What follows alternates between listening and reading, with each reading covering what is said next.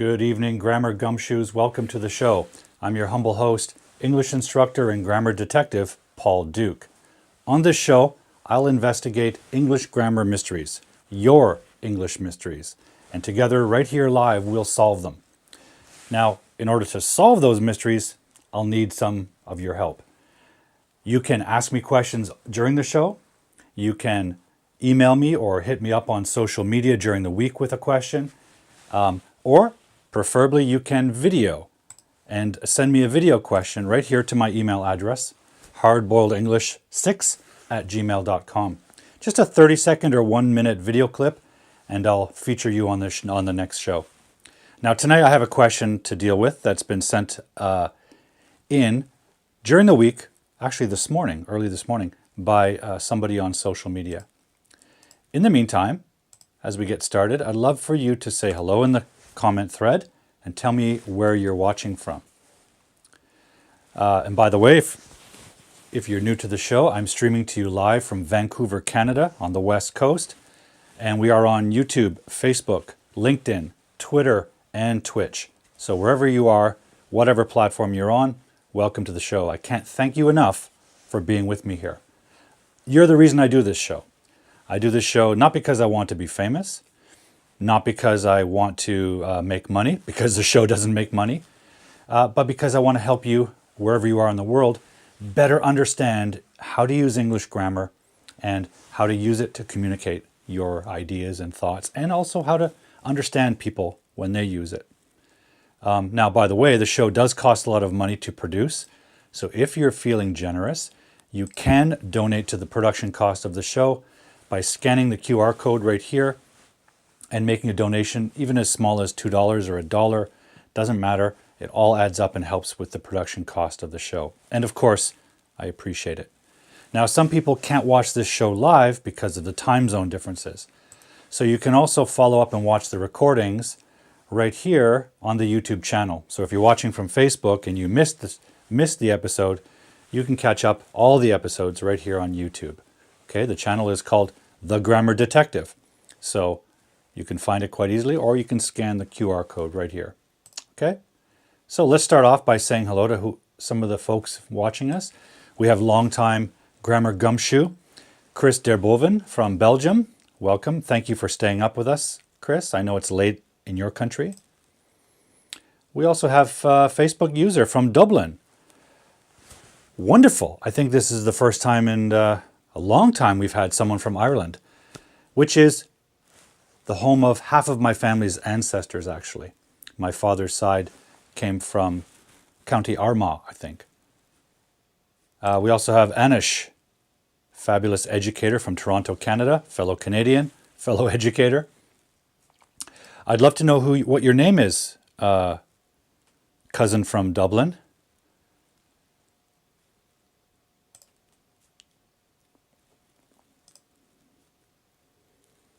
Who else is with us?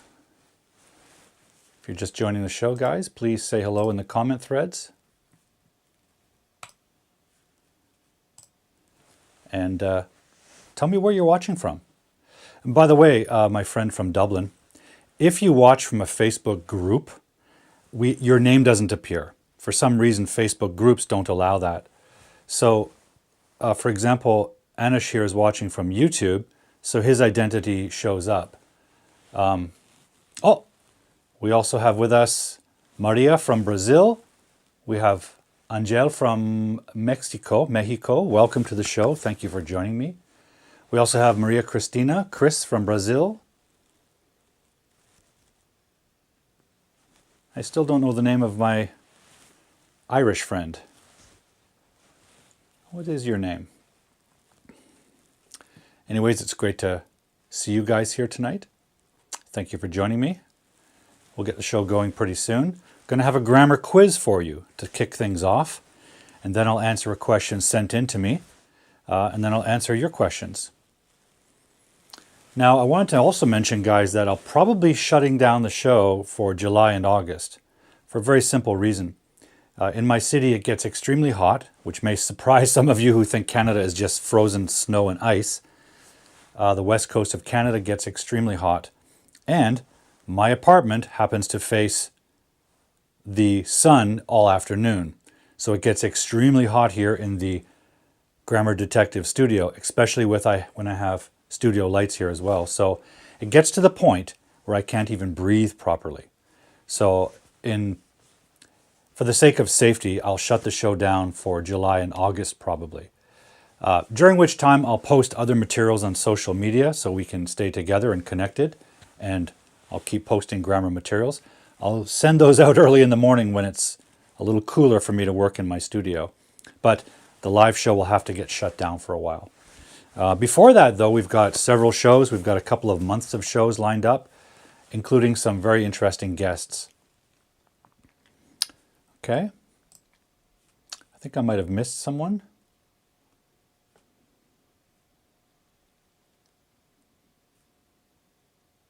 Sorry if I have.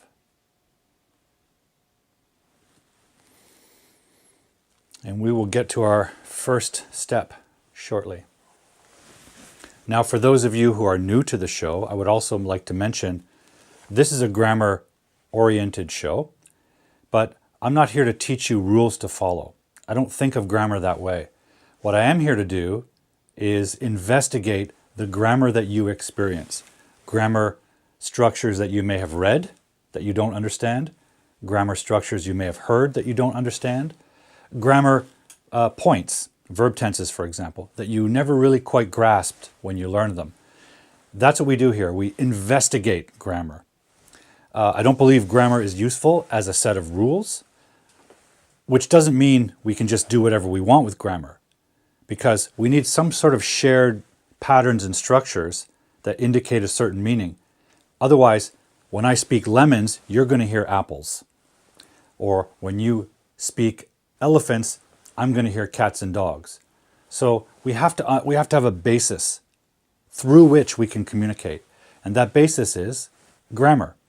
So it is important to use grammar accurately, not because you follow the rules and you get points on your test. The purpose of grammar is to facilitate clear communication.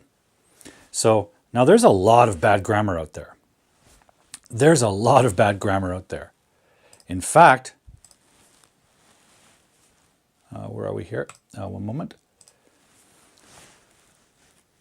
There is a lot of bad grammar out there, especially on social media. There's a lot of people who are teaching English online, some of whom are qualified and excellent, and some of whom are not. And unfortunately, if you're a language learner, this can cause problems and confusions. So this is a show where we can unconfuse you about how to accurately use the grammar to communicate your ideas. We'll also explore bad grammar, so to speak. So if you have an example, and I will sometimes introduce examples, of grammar that isn't accurate and doesn't quite communicate the meaning it thinks it does, we'll explore that. Okay, great. Well, guys, I think everyone is sharp this evening. I think everyone is ready for a quiz. So why don't we get right to it? Let me just set up our quiz. I think this one will be interesting for you, I hope. Let's see.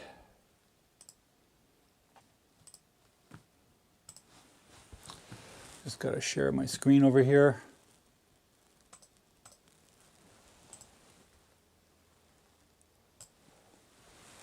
Okay, guys, if you are ready, I'm ready. So let's do a little grammar quiz. Now, this is a quiz where I give you a sentence, a cloze exercise, we call it, C-L-O-Z-E, and there will be a word missing, and you have to choose the correct word, okay? Now, we'll go through them. There are 5 quiz questions, and we'll discuss the right answers and the incorrect answers as we go along, okay? So here we go. Actually, guys, if you give me one moment, just going to change one element of it.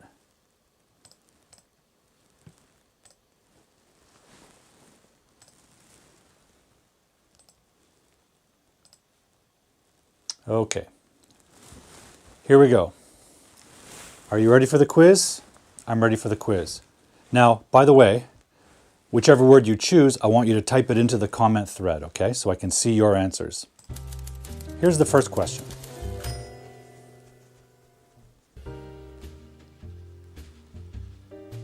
Okay, which word fits in that sentence? Type your answer in the comments.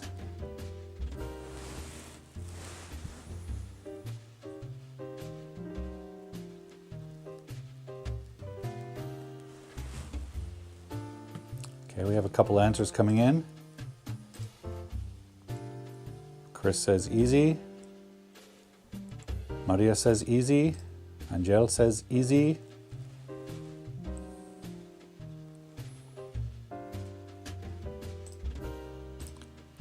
Maria Cristina says easy. Okay, anyone else? Which word is the missing word? This is the mystery of the missing word. What do you think? Put your answer in the comment box. Oh, want to say hello to Wilson, my friend in Ecuador. Wilson, good evening and welcome. Thank you.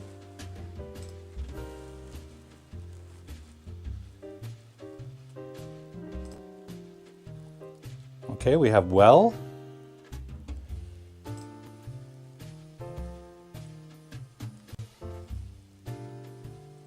Okay, anyone else have an answer?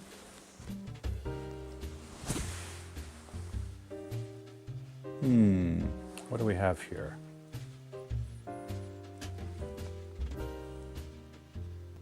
Well, I think it's time to reveal the right answer. Here we go.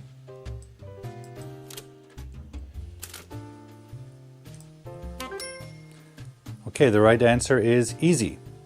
Let's go to the next question. Blank weather is coming this weekend. What do you choose? What do you choose? Is it strangest, scared, stormy, or ah? Oh, I want to say hello to Canal Privado is joining us. What country are you watching from, Canal? Welcome to the show. Thank you for joining us. Okay, we have some answers here, guys. We have stormy. We have stormy. We have stormy. We have stormy. Oh, Canal Privado. Teacher, why are you sad? Teacher, I am sad. Oh, Canal, why are you sad? We have another stormy.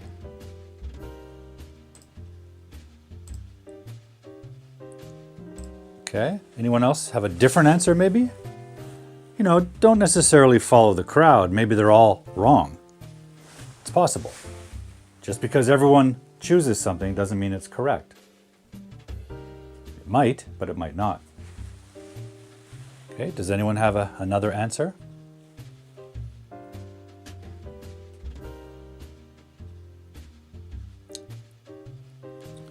Well, I guess it's time to reveal the correct answer. The correct answer is indeed stormy. Stormy weather is coming this weekend. Okay, here's question number 3. A thick, blank fog settled over the harbor. What do you think? Is the missing word with, her, and, or gray? What's your choice?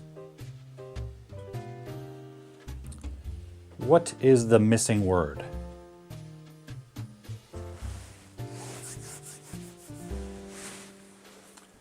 Okay, we have a couple of answers coming in. Chris says gray. Okay. Maria says gray. Maria Cristina says gray. Anybody have a different answer?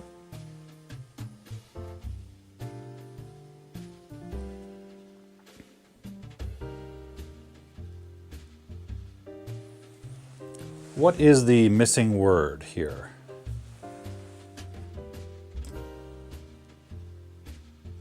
Angel says gray.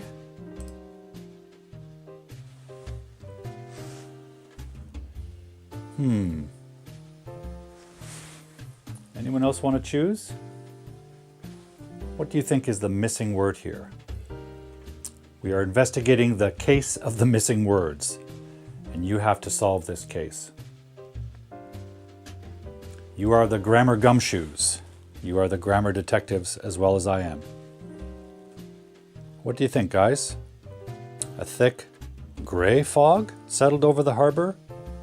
Or maybe a thick with fog? What do you think?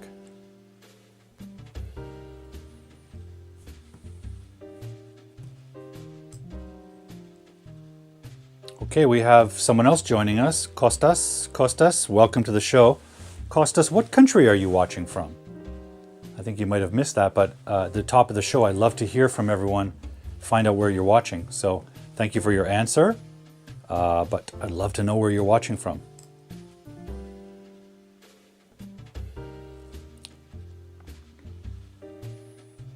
Okay, guys, here is the answer. Are you ready?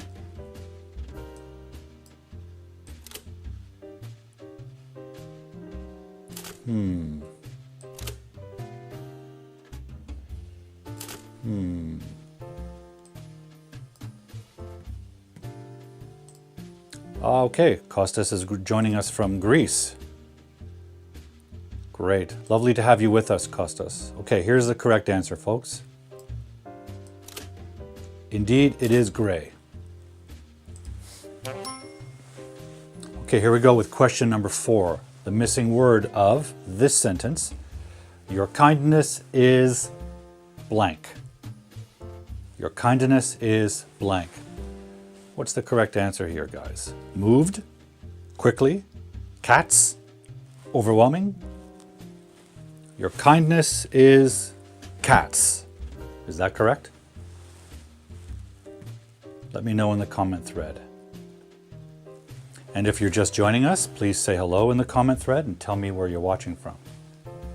Okay, Chris is suggesting that it might be overwhelming. All right.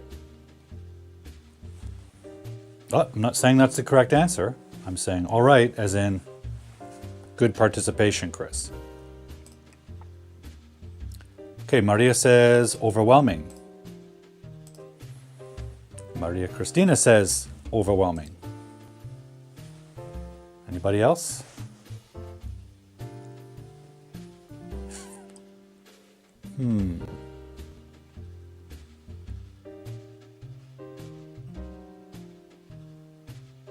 Anyone else have an answer?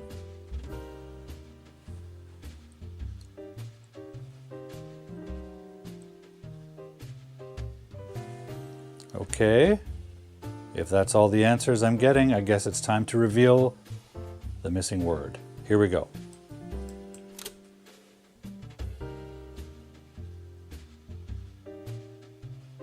No.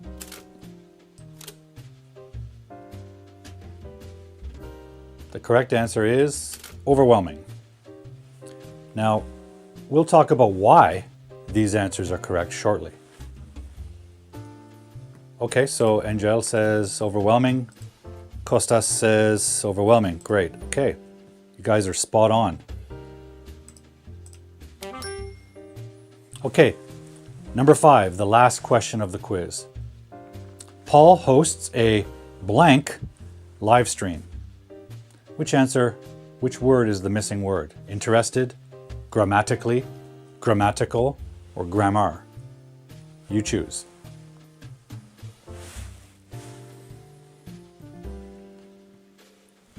What do you think? Let's solve the case of the missing word together.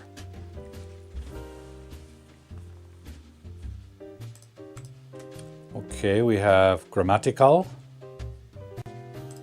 We have grammar.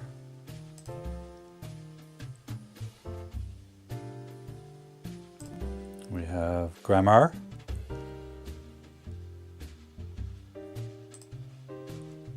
Anyone else have an answer? Final question. Paul hosts a what live stream?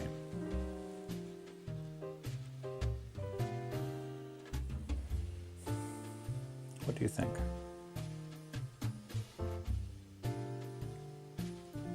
Paul hosts a interested live stream. Here's a good question. Do you have a subscription plan to join and learn more? Well, that's a good question, Kostas. This YouTube channel is totally open and free. There are lots of videos on the YouTube channel, including all the recordings of these live streams for the last 3 years. In fact, 3 weeks ago, we celebrated number 100. So if you want, there are 100 recordings of live streams available to you. You can also find the videos from my series called English Weirdness on my YouTube channel. That series, it has 10 episodes. Each one is 30 minutes long, and each one explores a very complicated and confusing grammar point. And we have little stories and dramatizations. We have animations. And this series is a series that I made with my students, all amateurs, and I'm very proud of their work. So check that out. Now, if you want to get in touch for private tutoring, I am available for that. I would recommend going to my my website, hardboiledenglish.com, and leave me a message in the email box there. Right on the front page, there's an email sign up, and you can sign up to my blog. You can talk to me directly about meeting privately if you're interested. Okay, or contact me on social media. Where are my social media? Well, up here, just look for the Grammar Detective or hardboiledenglish.com and get in touch and we can talk. But I don't have a subscription plan. This is all free. Okay, thank you for your question. Okay, let's get back to business, guys.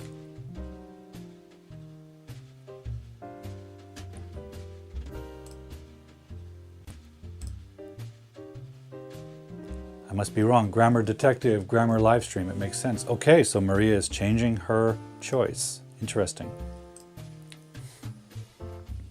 Okay, ladies and gentlemen, if you are ready, I will reveal the final missing word. As you chose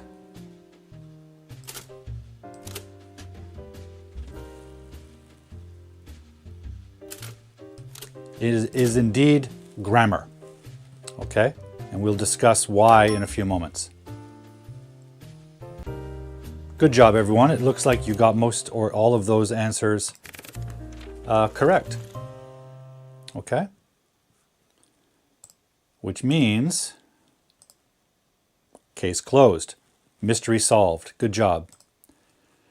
Well, let's go through these and discuss them quickly. The first sentence says, the new car is easy to operate. Now, what we have here is a subject, the new car. We have a be verb, and this is very important because when you use a be verb, after the be verb, we can put an adjective, like easy, okay? And that describes the subject. It's like saying, Paul is happy, okay? The word happy, the adjective happy, describes Paul. That's this structure. So I think our choices were all different adverbs and things like that. Adverbs won't work here. We need an adjective to describe the subject. The second sentence, stormy weather is coming. Well, the subject is weather, and weather is a noun. So if we are going to describe weather, we're going to need the adjective stormy. And stormy means very turbulent or violent weather. Number 3, we actually have two adjectives, thick, and then the blank, and then the noun fog, and then the verb settled. Okay, so the subject is fog, and we have two adjectives describing it, thick, gray, fog. So gray is an adjective of color, right? So it's describing the color of the fog.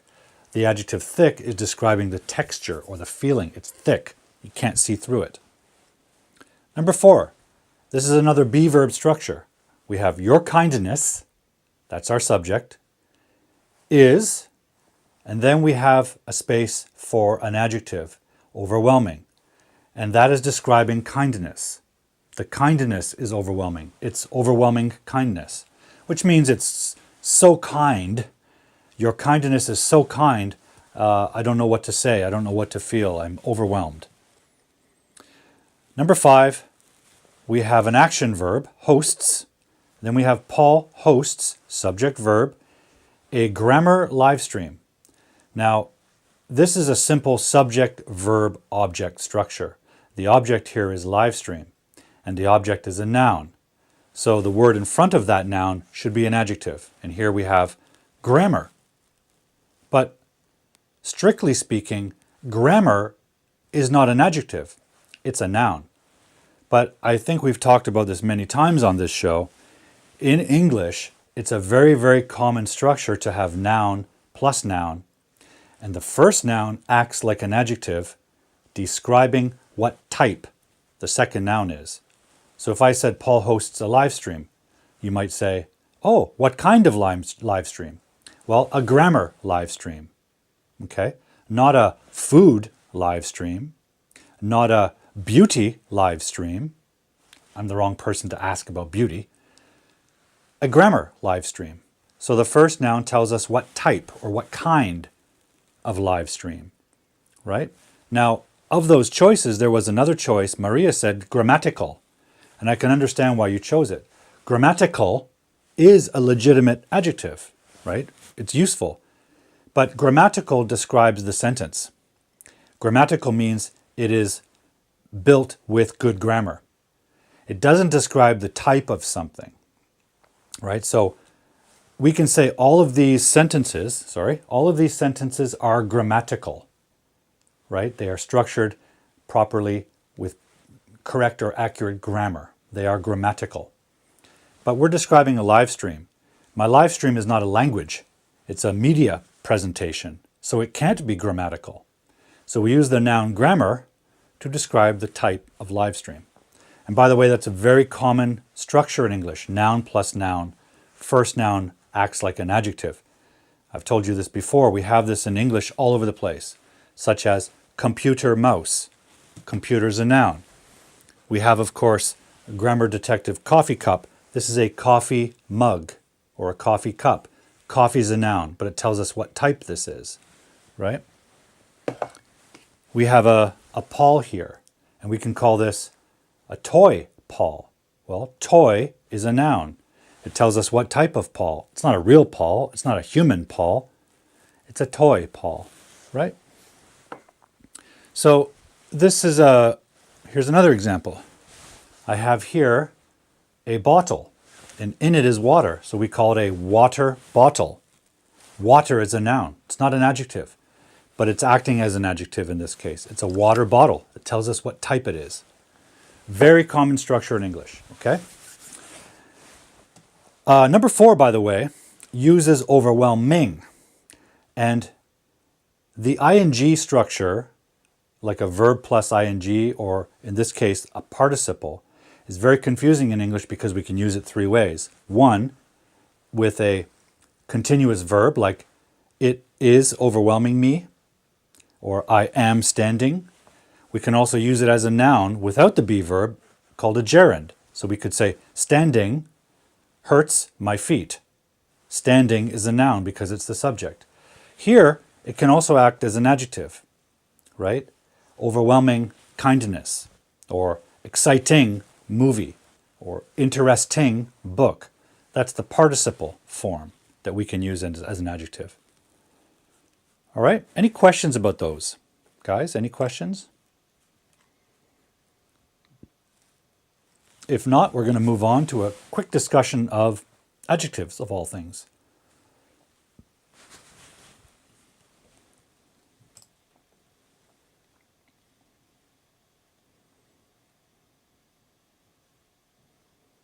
Okay, if not, I think I'll remove that from the screen.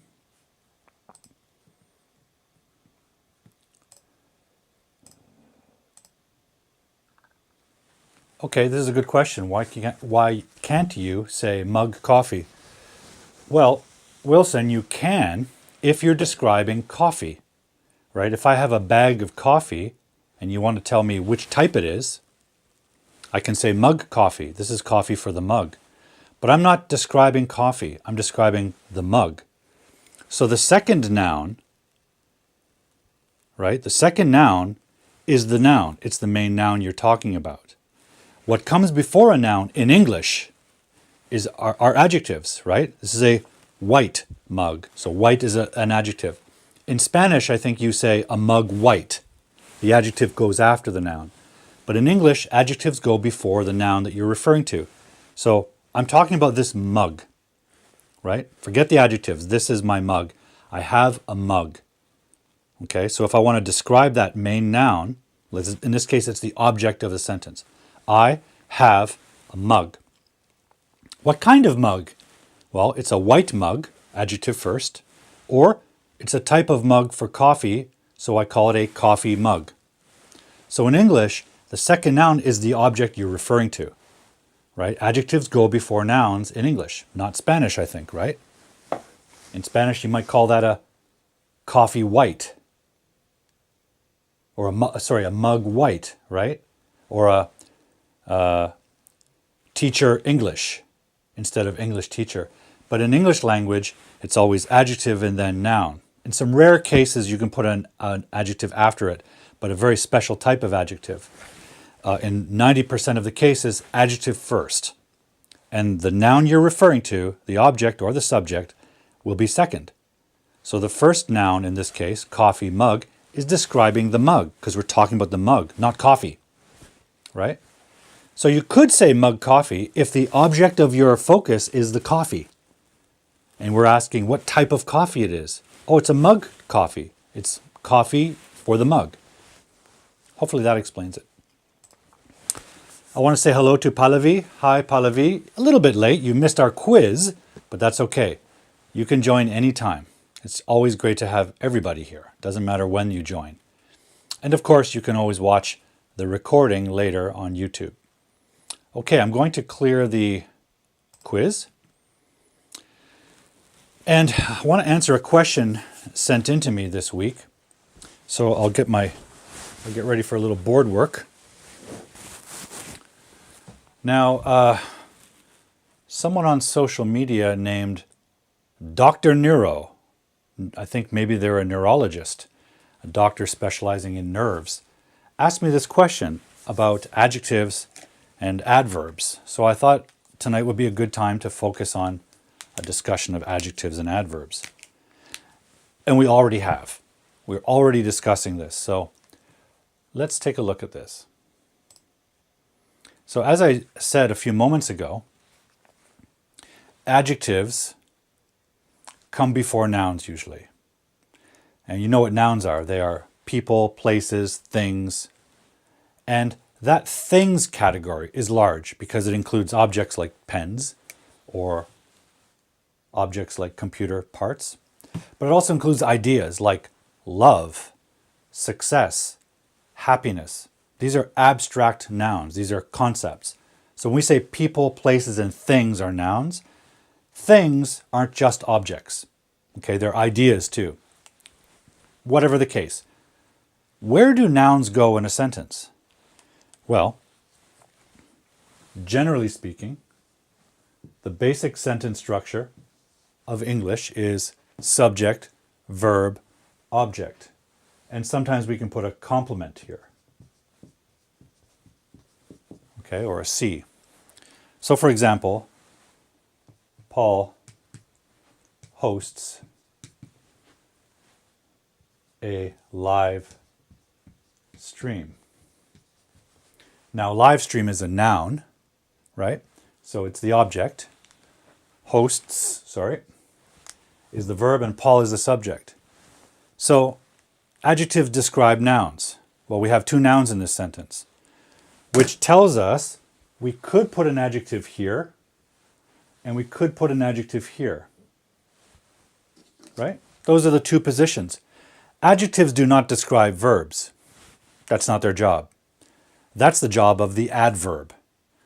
So in a sentence like this, there are two positions available for adjectives. So let's put a couple options here. Well, we could say, now you can't see this quite clearly on the live stream, but I'm sort of tall. I'm about 185 centimeters, or 6'1", 6'2". a little bit above average. Not as tall as a professional basketball player, and not as short as a movie star. Movie stars are very short, by the way. So let's put an adjective.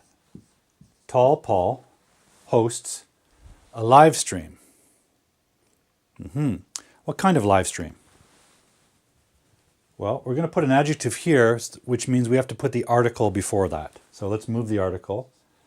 Hosts a, we said earlier, grammar live stream. So that's an adjective, but it's really a noun, but it's operating as an adjective because it's describing the noun. It's telling us what type of live stream.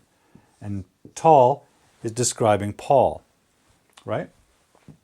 So Paul hosts a grammar live stream, right? We could also put another noun like YouTube. YouTube is a media platform. It's a noun, but it can describe that.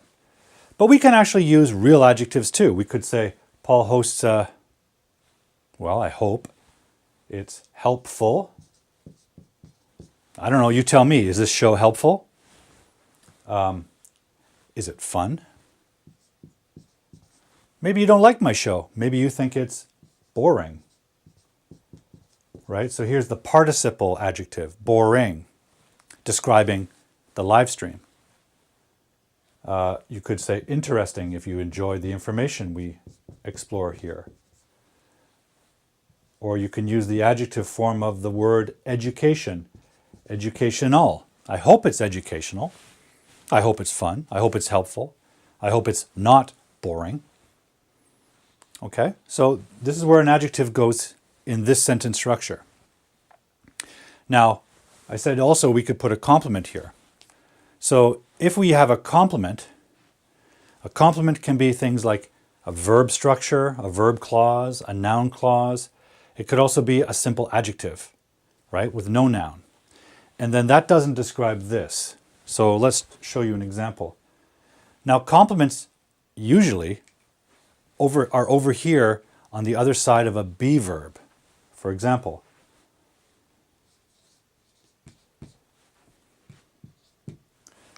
Paul is, and let's use an adjective. Well, we could say Paul is tall, period.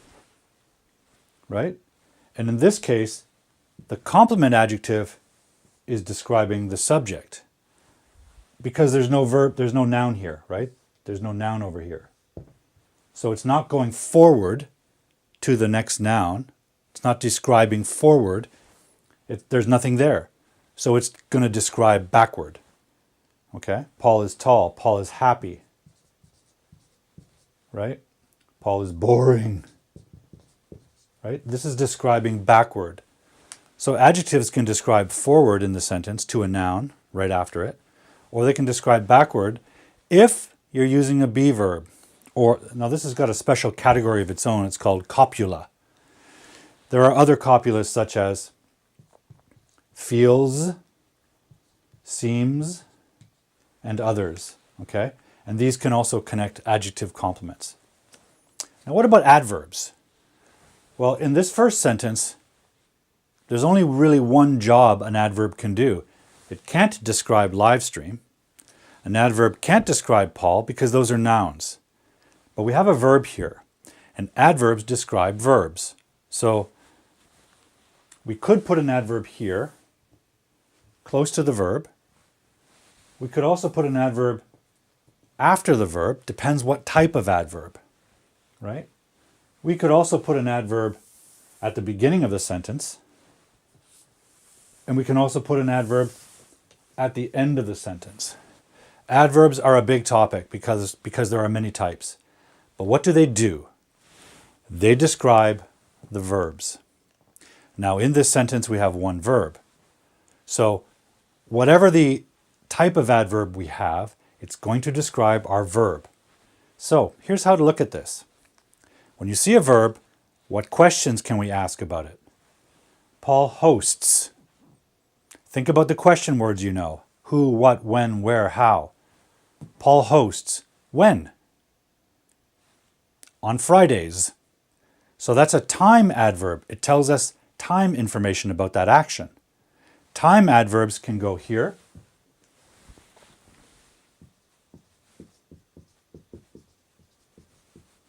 Or they can go at the beginning, right?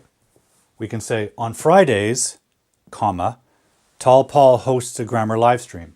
Or we can say, Tall Paul hosts a grammar live stream on Fridays. Either way. We might also ask, where? Well, where is going to be something like on YouTube. So we could put that here too, on YouTube.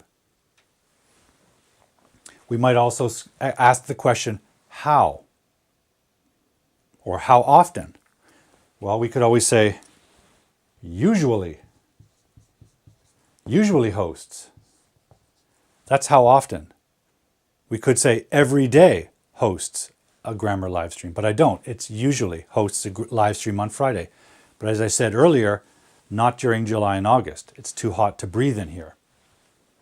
Right? So that answers how often. We can also ask how in terms of what manner. What manner? Well, I don't know how you think of this show, but let's say Paul hosts this show in a nice way. Well, you could say Paul nicely hosts, right? So this is an adverb of manner or explaining how someone does something. Now they can go here or here depending on the verb, so that's a bit tricky. But I have a little tip because as you can see, adverbs can be all over the place. If you are not sure where your adverb should go, put it close to the verb, right? It's always a good bet. If you're not sure where it should go, put it close to the verb. Because what happens is, as you get better at making sentences in English, you have longer sentences. And sometimes you connect two clauses and you have 2 or 3 verbs in your sentence. So if your adverb is far away from the verb you mean it to describe, it might end up describing the wrong verb. And that could be very confusing. So if you're not sure where it should go, put it close to the verb you're trying to describe. It's better than being far away describing the wrong verb, right? But that's basically where adverbs and adjectives go. Okay, now, obviously the topic is much bigger than that, but that's a brief summary of where adverbs and adjectives go in the sentence, okay? So Dr. Neuro, I hope that answers your question. In other words, I hope that's a case closed. Okay. Now we have 15 minutes left, so how about answering your questions, guys? Think about what you'd like me to ask or answer, and I'll quickly clear the board, okay? You can ask me anything related to grammar. Actually, ask me anything you want. If you want to ask me a question about my country or me, myself, that's fine. But if you're talking about language, let's talk about grammar. Sometimes viewers ask me questions like, how should I learn English? Or how do I improve speaking? Now, there are lots of great videos and great teachers who can tell you that kind of thing. I like to focus this show on grammar because I think grammar is poorly represented online. I don't think there are a lot of great grammar explanations available. Usually they are a series of rules that are prescribed to you in grammar videos. I don't like to do that. I'd rather investigate the grammar that we see in our real life. Questions like this from Wilson are exactly what we should be discussing here on this show. Inconsistencies or contradictions.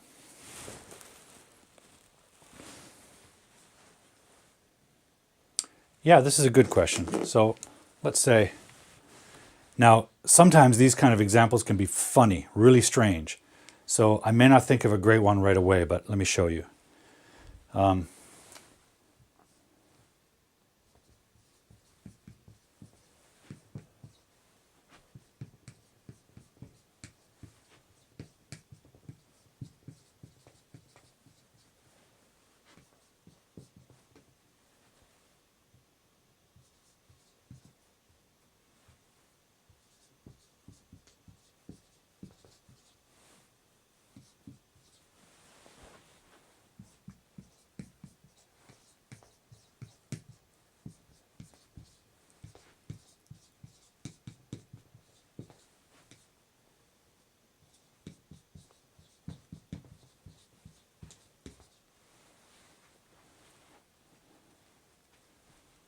Let's see.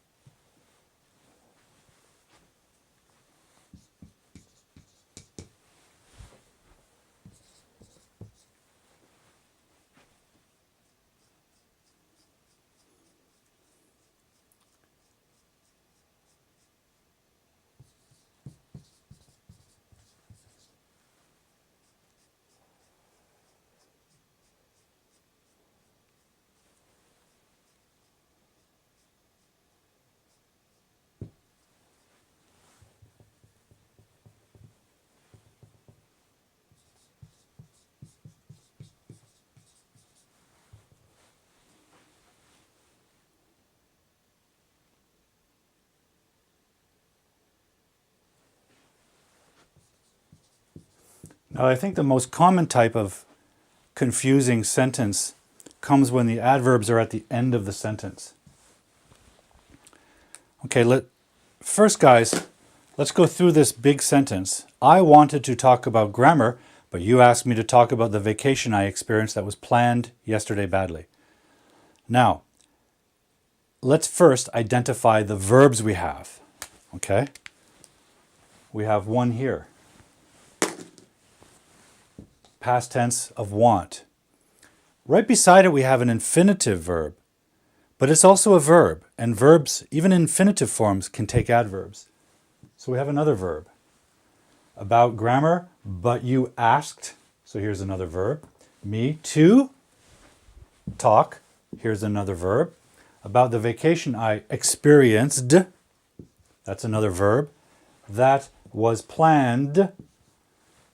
Okay. In this sentence, one sentence, we have 6 verbs, right? And then at the end of the sentence, we have the time adverb yesterday. And we have the manner adverb badly. Okay. But these are very close to this verb. So it starts to sound like this is describing planned. Did you plan the vacation yesterday? Maybe not. Maybe I planned the vacation 6 months ago. It's not clear. And badly. It's possibly talking about this verb, but what if you meant that you wanted to describe experienced badly? Right? Maybe your idea was that the experience was bad and you experienced it badly. Well, if you're trying to describe that verb, then this is where it should go, close to that verb, not here, right? Especially when you put adverbs at the end, they're going to modify the first verb before it, or very close to it, or they're going to apply to the entire sentence.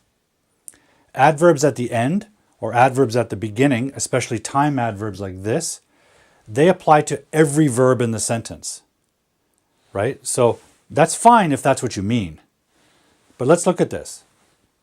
I wanted yesterday to talk about grammar, but you asked me yesterday to talk yesterday about the vacation I experienced yesterday. Was I on vacation yesterday? That I planned yesterday. Is it possible to plan and experience a vacation yesterday? Maybe. But this gets very confusing. Right? So when you have more than one verb in the sentence, you have to be very careful where the adverbs go, because you want each adverb to apply to specific verbs, right? So if you're not sure where they should go, put it close to the verb, if that's your meaning. If you mean that everything happened yesterday, all 6 of the verbs, if you mean all 6 of the verbs happened yesterday, then by all means put it here, or better yet, put it in the beginning. Okay? Badly sounds like it applies to one verb, but I don't know which one. Because it's so close to planned, it seems like we're planning it here. The other thing is, what if we had an adverb of place?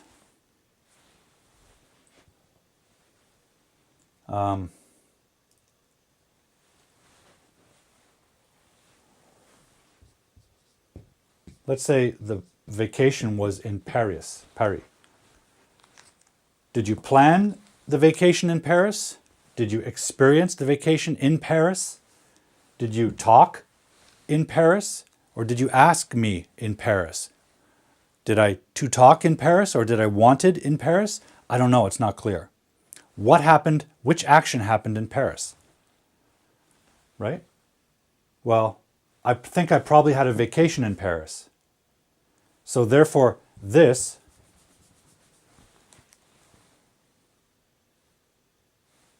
probably should go here. The vacation I experienced badly in Paris. Now, those two adverbs are applying to that verb, right? Does that answer your question, Maria? I hope so.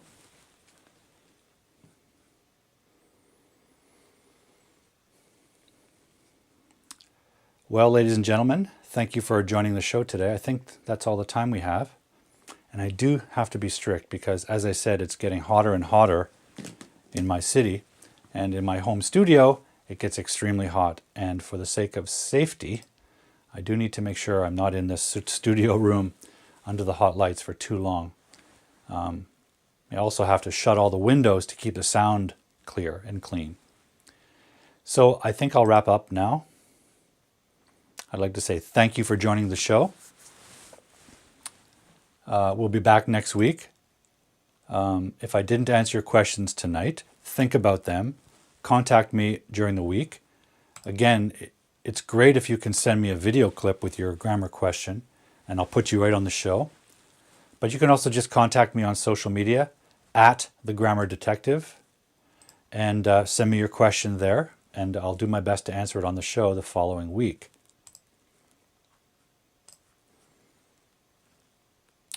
Thank you, Chris. Thank you so much, everyone, for joining me here tonight, every week. Okay, here's a great question, Costas. Yeah, conditionals are a constant problem, and we often talk about them here on the show. A couple of things I can tell you. One, I do have a document called, it's a conditionals document. I can send this to you. If you contact me on my website,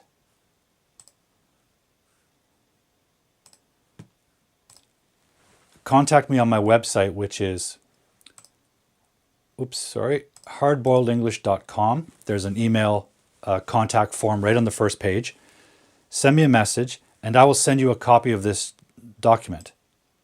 It's just a conditionals chart. Okay? So again, contact me at hardboiledenglish.com. The other thing I would like to tell you is that in my long-form series, English Weirdness, we have an entire episode dedicated to conditionals. I'd love if you check that out. So here I'm going to put in the chat box, I'm going to put the link to that, Costas.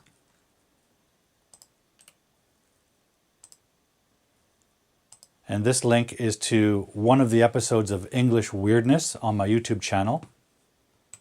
Again, English Weirdness is the web series that I make with my students. It features dramatizations, animations, and really detailed explanations that I believe are helpful. I hope they're helpful. You tell me. I'd love to hear what you think about it. But by all means, check out the one that I've just sent the link to. Okay? It's got a basketball theme to it, so you'll recognize two characters playing basketball. And it's dedicated to investigating conditionals. So check that out.